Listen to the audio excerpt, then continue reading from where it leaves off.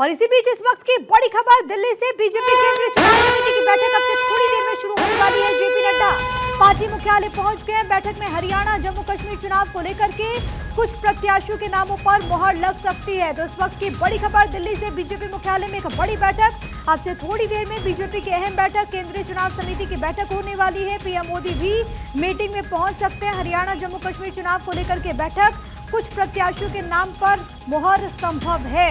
CEC की meeting जिसमें Amit Shah, JP Nadda भी मौजूद रहेंगे और जो जानकारी सामने आ रही है वो ये कि जेपी नड्डा यहां पर पहुंच चुके हैं।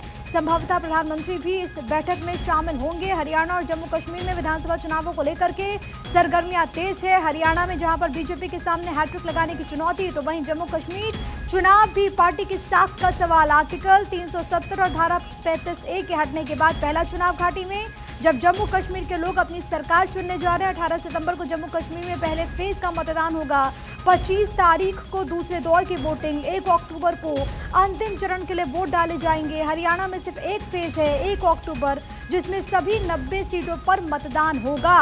4 अक्टूबर को दोनों राज्यों के नतीजों का ऐलान होगा और उससे पहले तमाम पार्टीज अपनी अपनी रणनीतियां बनाते हुए, और इसी को लेकर के बीजेपी मुख्यालय में एक बड़ी बैठक। अक्षय राय मेरे साथ, मेरे सहयोगी इस वक्त ग्राउंड जीरो से मौजूद हैं। अक्षय, ताजा अपडेट्स क्या कुछ है? जेपी नड्डा पहुंच चुके हैं, अभी तक कौन कौन पहुंचे और कितनी देर और बैठक के शुरू होने में? देखिए, कहा जा रहा है कि लगभग आधे पौन घंटे अभी समय लगेगा। प्रधानमंत्री नरेंद्र मोदी कहा जा रहा है कि लगभग 7:45 बजे के करीब पहुंचेंगे। 7:40 का समय बताया जा रहा है जब वो बीजेपी मुख्यालय पहुंचेंगे। उनकी अध्यक्षता में बैठक शुरू होगी। केंद्रीय गृह मंत्री अमित शाह भी लगभग उसी समय पहुंचेंगे, थोड़ा सा पहले वो पहुँच सकते हैं। जेपी नड्डा पहुँच चुके हैं।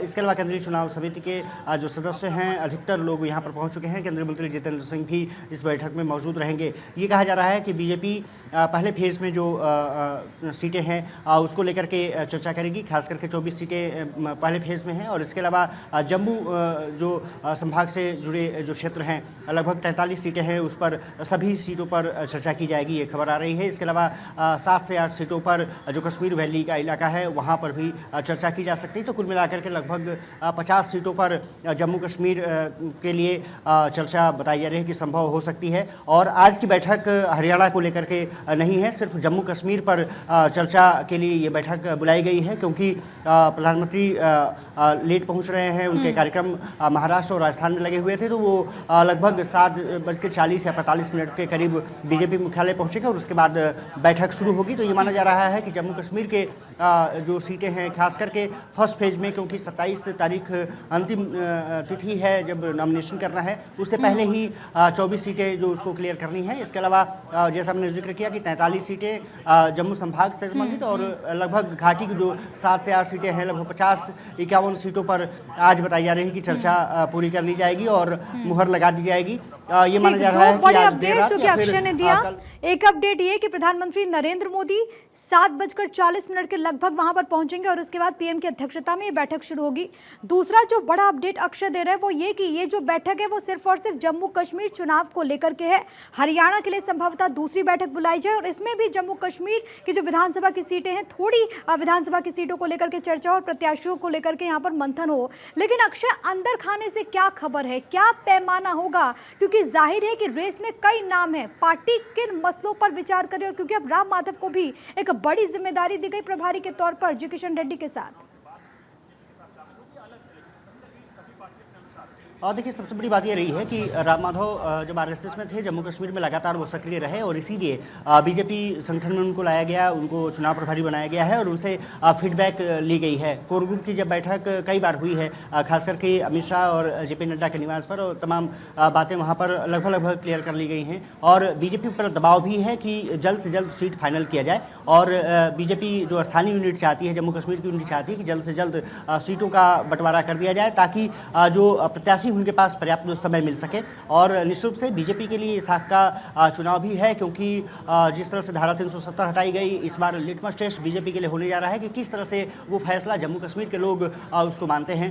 तो ये माना जा रहा है कि ये चुनाव काफ़ी महत्वपूर्ण है और इसीलिए बीजेपी केंद्रीय चुनाव समिति की बैठक काफ़ी महत्वपूर्ण हो जाती है। ये माना जा रहा है कि 3-4 जो नामों का पैनल यहाँ पर भेजा गया है और उन नामों के पैनल से प्रत्याशियों के चयन किया जाएगा। निश्चित रूप से कहा जा रहा है कि लगभग 1 सीटों ऊपर 5 मिनट के आसपास का समय लग सकता है जब उसको फाइनल करने में। तो कुल मिलाकर के अगर देखा जाए तो लगभग 3 घंटे के आसपास की बैठक ये मानी जा रही है कि कम से कम अक्षय, क्या इसकी 3 भी घंटे संभावना है कि इस हो सकती बैठक है। के और बाद कम से कम उन बीजेपी बैठक की में, पहली सूची सामने आ जाए? क्या इसकी भी उम्मीद है? और देखिए, आज कहा जा रहा है कि आज देर रात या फिर कल सुबह तक पहली लिस्ट जरूर बीजेपी की आ जाएगी। और कल क्योंकि फाइनल करना बीजेपी को तय माना जा रहा है कि कल तक जो प्रथम चरण की जो सीटें हैं 24 सीटें, दूसरे चरण में 26 सीटें और जो अंतिम चरण है वो 40 सीटें हैं। तो कुल मिलाकर के पहला जो चरण ये माना जा रहा है कि वो क्लियर किया जाएगा। दूसरे चरण की कुछ सीटों पर चर्चा होगी, खास करके जम्मू के जो इलाके हैं, जम्मू संभाग से जुड़े जो क्षेत्र हैं, 43 सीटें उसमें जो आ रही हैं वो काफ़ी महत्वपूर्ण है क्योंकि उस पर बीजेपी ने ज़्यादा फोकस किया है। और घाटी को भी कुछ सीटों पर चुनाव बीजेपी लड़ने जा रही है। कितनी सीटों पर चुनाव लड़ेगी बीजेपी ये देखना दिलचस्प होगा। हालांकि जो स्थानीय यूनिट चाहती है कि सभी 90 सीटों पर चुनाव लड़ा जाए, लेकिन अब इस बैठक में डिसाइड करना है कि कैसे इस पे चीज़ों पर आगे बढ़ा जाए। तो ये माना जा रहा है कि जो पहले चरण की और दूसरे चरण की कुछ जो सीटें हैं उस पर लगभग फैसला कर लिया जाएगा। और कल अगर आज लिस्ट जारी नहीं की तो कल निश्चित रूप से लिस्ट जारी कर दी जाएगी। ठीक है अक्षय, आप नजर बनाए रखें।